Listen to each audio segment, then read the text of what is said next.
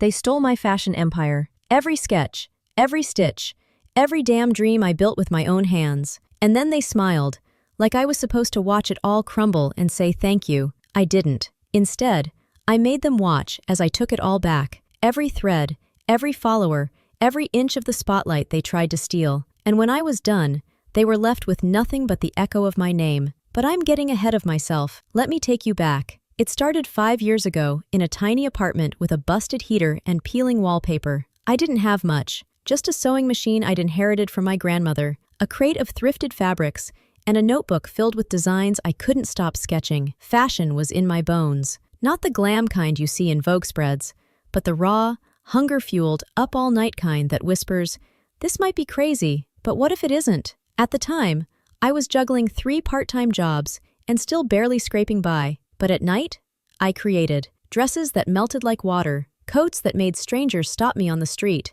I started posting photos on Instagram, slow and shaky, never showing my face, just the work. People noticed. At first, it was a few likes, then a message, then a share from a mid-tier blogger who called my stuff gritty couture. That phrase stuck, gritty couture. It felt like me, so I built on it. I created a brand, not a company, not yet, but a look, a feel. And then a website, sold a few pieces, made more, reinvested every cent. The cycle kept growing. And then they came, Amy and Jules. They'd been college acquaintances, more like orbiters from old classes, people I remembered laughing with once or twice. They reached out to catch up. We met for drinks. They gushed about my growth, how proud they were, how cool it was to see someone actually do it. I was flattered, exhausted, grateful for the praise. Then came the pitch. "We've been working on a startup incubator," Amy said. "Fashion is one of our target verticals," Jules added.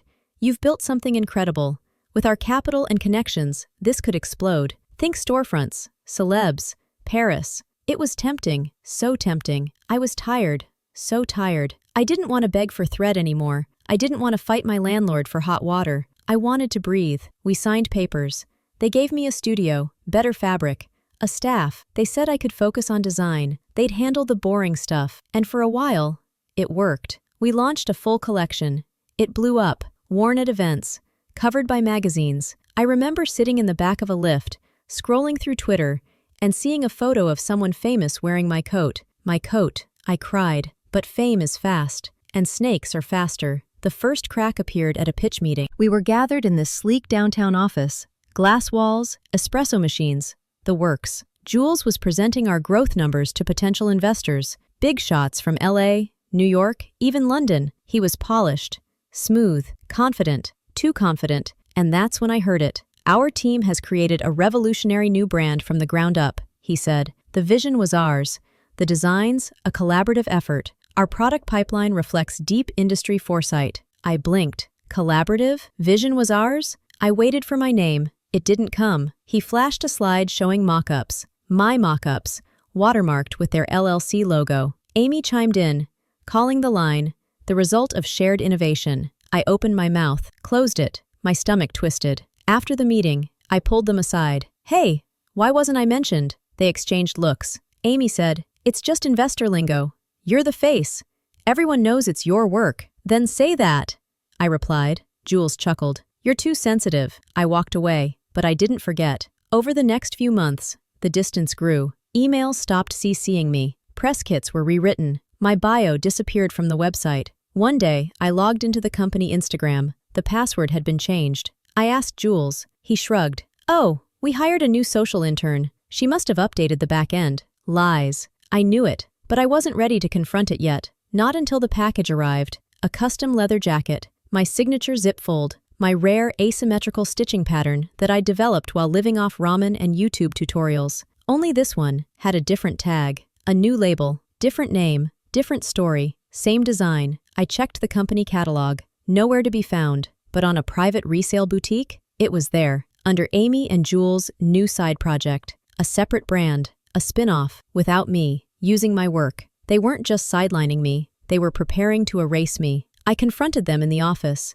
Amy denied everything. "It's just a test capsule. Totally separate." Jules said, "You're being paranoid." I held up the jacket. "This is mine." Jules leaned back, arms crossed. "Prove it." Those words, they flipped a switch in me, because I could. and I would. I spent the next 3 weeks quietly gathering everything: emails, sketch files, time-stamped photos, fabric receipts, my old journals filled with swatches and original notes. I even had a few voice memos saved from late nights, where I'd recorded ideas half asleep at 2 a.m. Evidence. My evidence. Meanwhile, I played it cool, smiled, nodded, acted tired, said I needed space to get inspired. They bought it.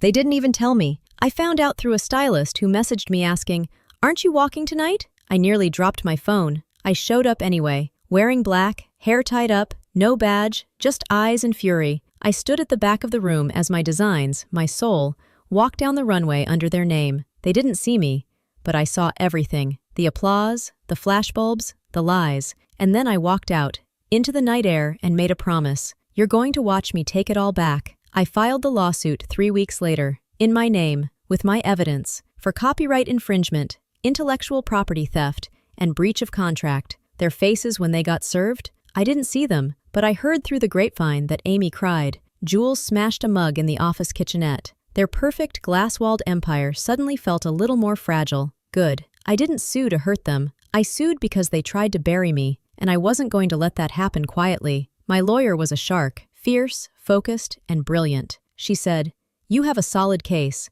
and more than that, you have a story." She was right, because behind every design, behind every hemline, was me, my story, my struggle, my fingerprint. And they didn't just steal sketches, they tried to steal identity. That's something you fight for with your whole chest.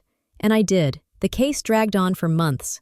They countered, they lied, they spun narratives, said I'd been unstable, that I'd agreed to let them expand the brand, that I hadn't contributed as much in recent months, but I had the paper trail, time-stamped sketches, emails, early footage of me sewing, screenshots of my captions, my stories, my followers saying, "I love your brand." People remembered, people knew, and soon, the press caught on. David versus Goliath in designer boots. Articles popped up. Indie designer sues ex-business partners for IP theft. Fashion founders accused of silencing creator. Amy and Jules tried to control the story, but the narrative slipped from their manicured hands like sand. Because when you build your empire on lies, it only takes one gust of truth to blow it down. Then came the deposition. I walked into that sterile room wearing a jacket I made by hand. No logo, no flash, just craftsmanship. I sat across from them. Amy looked everywhere but at me. Jules didn't blink. Their lawyer asked question after question, tried to trip me,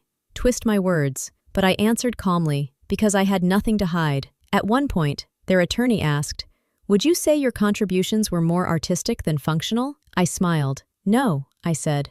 "I'd say they were foundational." He paused, looked down, scribbled something. I looked at Amy then, really looked, and I saw it.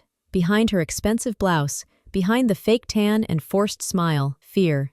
I got everything. The rights, the name, the designs, and the money. Not millions, but enough to rebuild. More than enough. And they were barred from using my work ever again. They had to release a statement acknowledging me as the founder and sole creative force. That one felt good. But I wasn't done. Not yet. I went silent after the news broke. No interviews, no videos, no tell-all TikToks. I let the noise swirl while I rebuilt quietly. I rented a new studio, bare walls, one table, a window with soft light. It felt familiar, humble, but it was mine. This time, I didn't announce anything. No grand relaunch, no influencer campaigns. I just created. And when the time felt right, I dropped a single image. A coat, minimalist, clean, sharp angles, and one tag, gritty couture, reclaimed. That post exploded. Thousands of likes in hours, comments pouring in. "You're back! I knew it was you all along. Shut up and take my money." I smiled,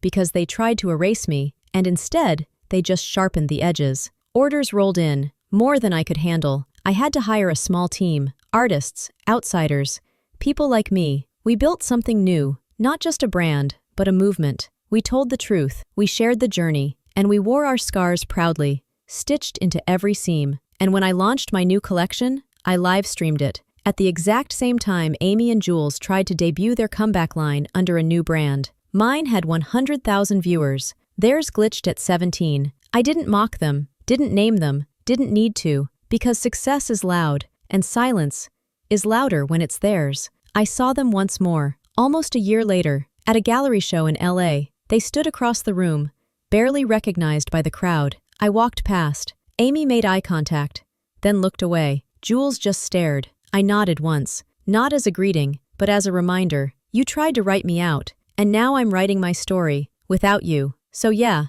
they stole my fashion empire, but I took it back, stitch by stitch, courtroom by courtroom, and now, every time someone wears my work, I know, that's what justice looks like. Not in headlines, not in revenge, but in the quiet power of building again, stronger, wiser, unshakable, because no one can steal what's already been stitched into your bones. Subscribe for more dark, faceless storytelling. Have you ever had something stolen from you, only to rise and take it back louder than ever?